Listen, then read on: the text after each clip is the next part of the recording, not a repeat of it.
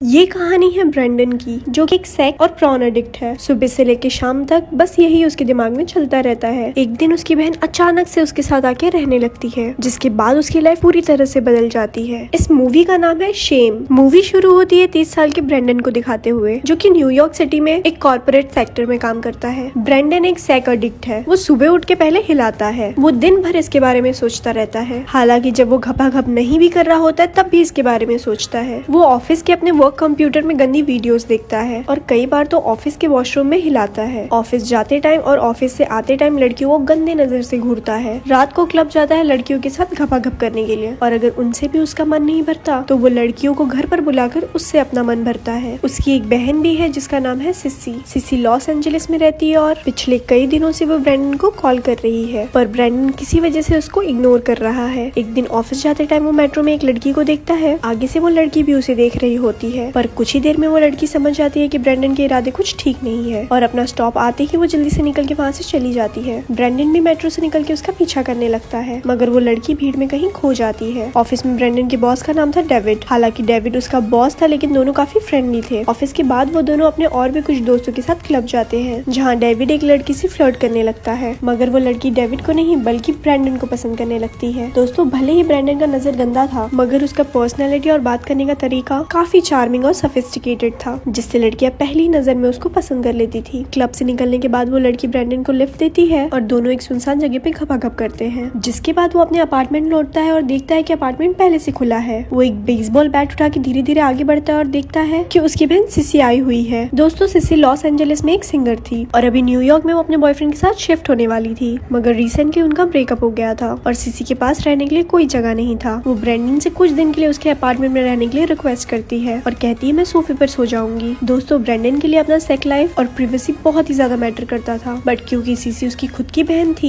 इसलिए वो ना चाहते हुए भी मान जाता है। अगले दिन सीसी न्यूयॉर्क के क्लब में गाना गाने वाली थी, जहाँ वो ब्रेंडन को वहाँ आके उसका गाना सुनने के लिए इनवाइट करती है। ऑफिस के बाद ब्रेंडन डेविड को लेके सीसी के क्लब पहुँचता है, जहाँ वो गाना गा रही होती है। उसका गाना सुन के ब्रेंडन काफी इमोशनल हो जाता है। गाना खत्म होने के बाद वहाँ के सारे लोग सीसी की तारीफ करने लगते हैं, जिसके बाद सीसी भी ब्रेंडन और डेविड को ज्वाइन करती है और तीनों ड्रिंक करके अपने अपने लाइफ के बारे में बातें करने लगते हैं। इसी दौरान डेविड सिसी के साथ फ्लर्ट करने लगता है, जिससे ब्रेंडन काफी अनकंफर्टेबल हो जाता है, मगर वो कुछ रिएक्ट नहीं करता। फिर वहाँ से निकल के तीनों ब्रेंडन के अपार्टमेंट जाते हैं, जहाँ डेविड और सिसी उसे बिना कुछ कहे उसके रूम में जाके लव लपाटा करने लगते हैं। ब्रेंडन बाहर से उनका आवाज सुन सकता है। उसे काफी गुस्सा भी आता है, मगर वो कुछ कर नहीं पाता क्योंकि डेविड उसका बॉस है, इसीलिए वो बाहर जॉगिंग के लिए चला जाता है। वापस लौटने के बाद वो देखता है कि डेविड और सिसी घर पर नहीं है। वो बेडशीट चेंज करके फटाफट सो जाता है। कुछ देर बाद सिसी घर लौटती है और उसके पास जाके लेट जाती है। इससे ब्रेंडन काफी ज्यादा गुस्सा हो जाता है और चिल्ला के उसे रूम से बाहर जाने के लिए कहता है। अगले दिन ऑफिस में ब्रेंडन उसकी एक कलीग मरियन के साथ फ्लर्ट करना शुरू कर देता है। मरियन भी पहले से ब्रेंडन को पसंद करती थी, इसलिए वो भी इंटरेस्ट दिखाती है। ब्रेंडन आज रात उसे डिनर के लिए पूछता है, जिसके लिए वो मान भी जाती है। ऑफिस के बाद दोनों एक फैंसी रेस्टोरेंट में डिनर करने के लिए जाते हैं और अपने अपने लाइफ के बारे में बातें करते हैं। यहाँ हमें पता चलता है कि हाल ही में ही मरीन का डिवोर्स हुआ है। ब्रेंडन का इरादा तो कुछ और था, मगर मरीन के ऊपर वो खुद का मूव चलाने से खुद को रोकता है। दोनों काफी सारे बातें करते हैं और अपने अपने घर लौट जाते हैं। घर लौटने के बाद ब्रेंडन सीधा बाथरूम में जाके हिलाने लगता है, मगर तभी अचानक सिसी उसे ये करते हुए देख लेती है। उसे बाहर ब्रेंडन की लैपटॉप मिलती है, जिसमें गंदे वीडियोस होते हैं और एक लाइव वेबकैम में एक लड़की परफॉर्म भी कर रही थी। तभी ब्रेंडन आके लैपटॉप को बंद कर देता है और उसके ऊपर स्पाई करने के लिए, उसका प्राइवेसी खत्म करने के लिए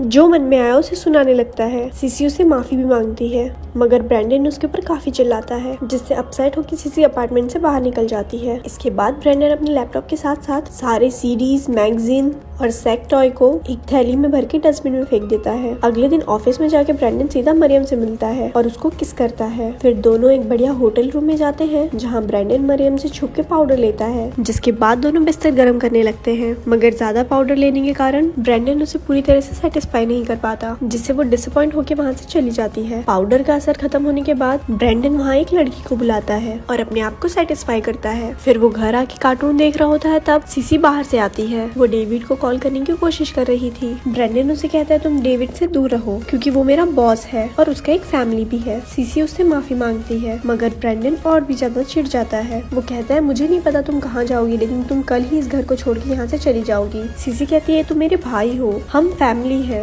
हमें एक दूसरे की देख रेख करनी चाहिए। ब्रेंडन कहता है आज तक तुमने कब मेरी देख रेख की है, तुम्हारे पास न रहने के लिए घर है न रियल जॉब है, तुम तो खुद की साफ सफाई भी नहीं कर सकती, तुम मेरे ऊपर एक बोझ हो और जो मैं अब उठा नहीं सकता, तुम्हारे लिए इस घर में अब और कोई जगह नहीं है। ये कह के वो वहाँ से चला जाता है और एक बार में जाके एक लड़की से मिलता है। वो उसे गंदी गंदी बातें करके उसे उकसाता है और उसके साथ चलने कहता है मगर तभी उस लड़की का बॉयफ्रेंड आ जाता है। मगर ब्रेंडन उसके साथ एक साइको की तरह बात करता है और कहता है मैं तुम्हारी गर्लफ्रेंड के साथ बहुत गंदी गंदी चीजें करने वाला हूँ। ये सुन के उसके बॉयफ्रेंड का आतमाजी सटक जाता है और वो उसे वहीं पटक कर पीट देता है। इसके बाद वो एक दूसरे क्लब में एंट्री करने की कोशिश करता है मगर वहाँ उसको एंट्री नहीं मिलती। फिर रोड की दूसरी तरफ उसे एक गे क्लब दिखता है। वो इतना फ्रस्ट्रेटेड था कि उसे समझ ही नहीं आ रहा है कि वो क्या कर रहा है। वो उस क्लब में जाता है और लड़की के साथ लवलापाटा करने लगता है। इसी बीच लगातार उसे सीसी का कॉल और वॉइस मेल आ रहे थे जिसमें उसे सीसी कॉल पिक करने के लिए लिटरली गिड़गिड़ा रही थी मगर ब्रेंडन फिर भी उसका कॉल रिसीव नहीं करता। वो एक चीप होटल में जाता है जहाँ वो दो लड़की के साथ एक साथ घपाघप करता है। इसके बाद मॉर्निंग में वो मेट्रो में अपने घर लौटता है जहाँ एक जगह ट्रेन को रोक दिया जाता है क्योंकि आगे एक लड़की ने सुसाइड कर लिया था। ये देख के ब्रेंडन को फाइनली थोड़ा सेंस आता है और ट्रेन से निकल के वो भागते हुए अपने घर जाता है। वो रास्ते में बार बार सीसी को कॉल करने की कोशिश कर रहा था मगर सीसी की तरफ से कोई भी जवाब नहीं मिल रहा था। वो बहुत ही ज्यादा पैनिक हो जाता है और घर पहुंच के देखता है कि सीसी ने अपना हाथ काट लिया है और वो पूरी तरह खून से लथपथ है। वो बहुत ही ज्यादा डर जाता है और उसे तुरंत हॉस्पिटल में एडमिट करता है। वहाँ उसका इलाज चलता है और कुछ देर बाद सीसी होश में आती है। ब्रेंडन उससे माफी मांगता है और अकेले में जाके काफी रोने लगता है क्योंकि अब वो समझ चुका था उसका सेल्फिशनेस, फैमिली के प्रति इग्नोरेंस और उसकी बुरी आदतों की वजह से सीसी आज मरते मरते बची है। उसे अपनी गलतियों का एहसास होता है और आज के बाद वो खुद को बदलने के लिए ठान लेता है। और अगले दिन ऑफिस जाते टाइम ब्रेंडन फिर से उस मेट्रो वाली लड़की से टकराता है लेकिन इस बार पहले वो लड़की ब्रेंडन के साथ फ्लर्ट करने के लिए आगे बढ़ती है मगर ब्रेंडन अब सुधर चुका था। वो नोटिस करता है उस लड़की के हाथ में एक एंगेजमेंट रिंग है और वो उसको कोई भी रिएक्शन नहीं देता। और दोस्तों मूवी यहीं पर खत्म हो जाती है। ऐसी ही और स्टोरीज सुनने के लिए हमारे पेज को लाइक करें। धन्यवाद।